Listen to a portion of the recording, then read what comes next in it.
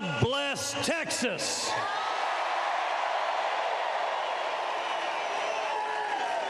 And God bless President Donald Trump.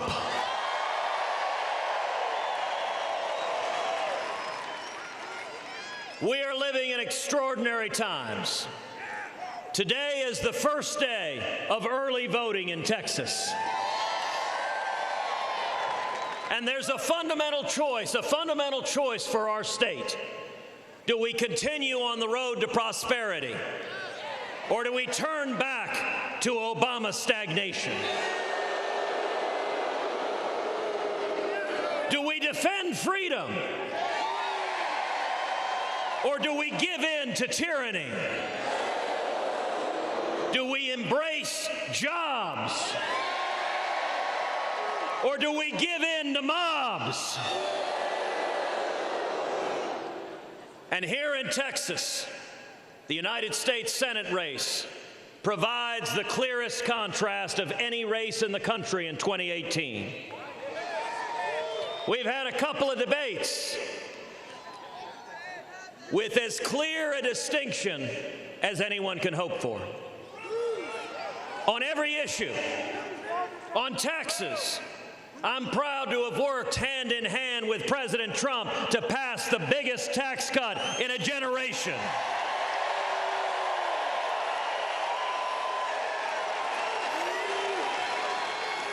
We cut taxes on small businesses, on job creators, on farmers, on ranchers, and on working families throughout the state of Texas.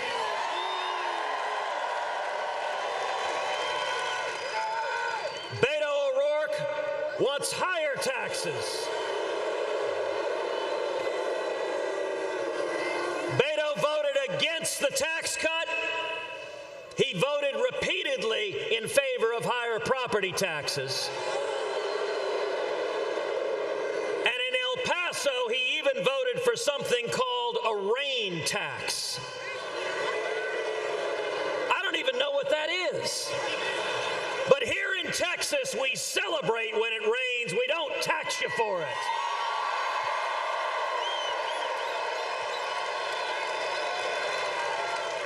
On regulations, I'm proud to have worked hand in hand with President Trump to repeal job-killing regulations that were hammering the state of Texas. Beto O'Rourke supports higher regulations hammering oil and gas, hammering the state of Texas. In fact, Beto O'Rourke voted in favor of a $10 a barrel tax on every barrel of oil produced in the state of Texas. Now that is a terrific vote if you want to raise money in San Francisco. But that is a terrible vote if you care about jobs in the great state of Texas. Because there are millions of jobs in the state of Texas that depend on a vibrant oil and gas industry and energy industry booming in the state of Texas.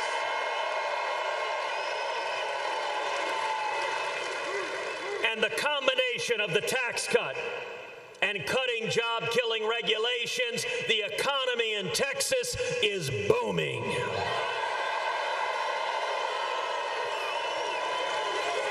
We are right now today producing 33% more oil than we did in 2016.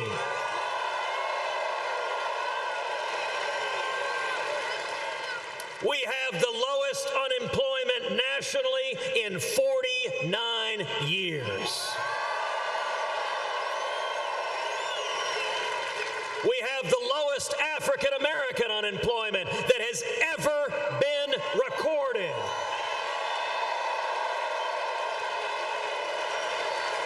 We have the lowest Hispanic unemployment that has ever been recorded. We have the lowest Asian American unemployment that has ever been recorded. And young people, we got a whole lot of young people here tonight. We have the lowest youth unemployment unemployment in 52 years. And let me say, look across the Toyota Center where we're used to seeing our Rockets win, and by the way, they're going all the way this year. This is Houston. This is Texas. This is the diversity of our city and state that we want jobs, we want freedom, we want opportunity, and we're delivering on all of those.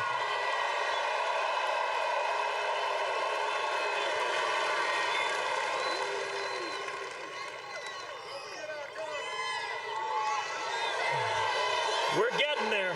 We're getting there. On the Second Amendment, I'm for it, Beto's against it.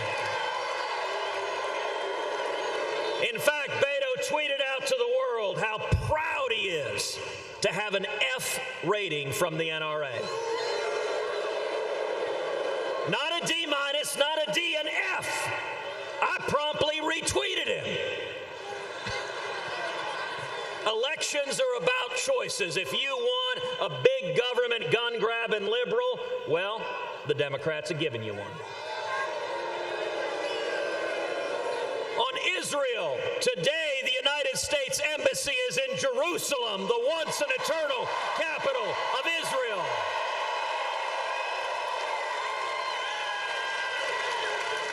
President Trump made the bold, courageous, the right decision to move the embassy. I was proud to be in Jerusalem for the opening of the embassy on the 70th anniversary of the creation of the modern state of Israel. Beto O'Rourke has the most anti-Israel record of any Democratic Senate nominee in the country. Let me give you specifics. In 2014, when Hamas was raining rockets down on Israel, Beto was one of eight members of the House of Representatives to vote against funding Israel's Iron Dome missile defense system. Virtually every Republican voted yes. Virtually every Democrat voted yes. Nancy Pelosi voted yes. Maxine Waters voted yes. But Beto O'Rourke voted no and wouldn't stand with the people of Israel.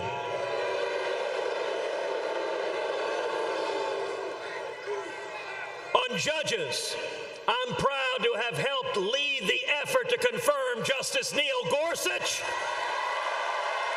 and Justice Brett Kavanaugh.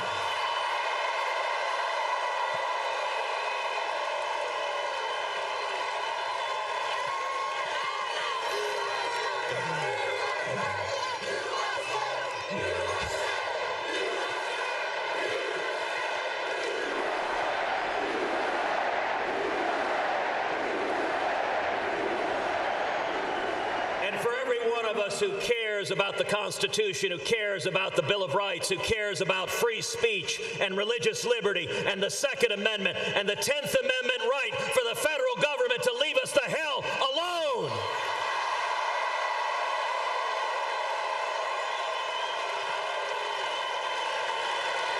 Those judges matter, and for the record, I am not Spartacus.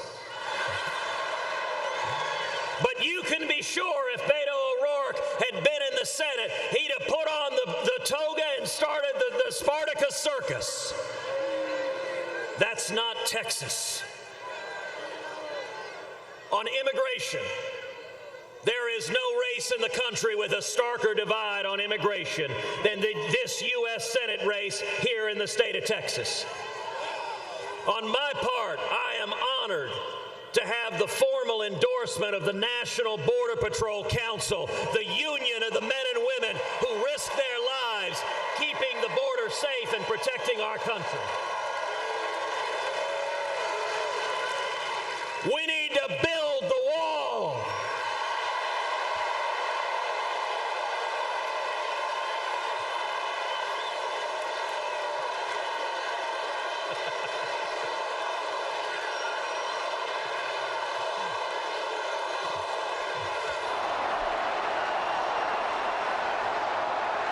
this is Texas. But Beto not only opposes a wall, but he says we have too many border walls and fences already. We need to tear down the border walls we already have. He supports sanctuary cities. And he has said he is, quote, open to, these are his words, open to abolishing ICE. That is radical, that is reckless, and that is not the state of Texas.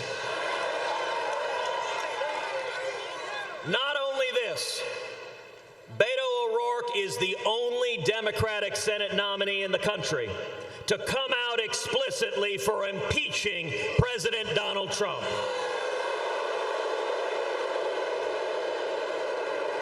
He said he would vote right now, today, to impeach President Trump.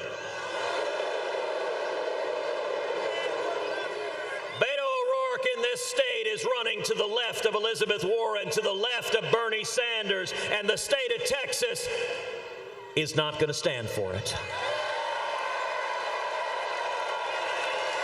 In Texas, we support law enforcement. In Texas, we support our veterans.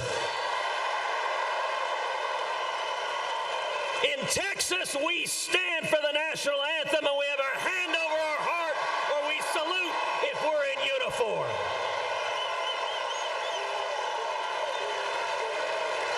That is who we are. And I'm going to make a prediction to each and every person here. In 2020, Donald Trump will be overwhelmingly reelected as President of the United States.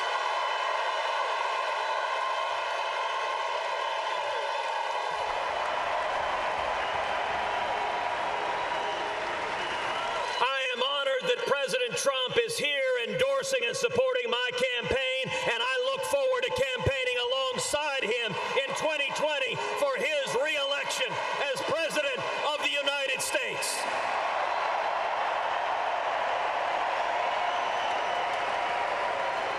It is a great privilege now to have the opportunity to give to you the 45th President of the United States. A man who has presided over record jobs,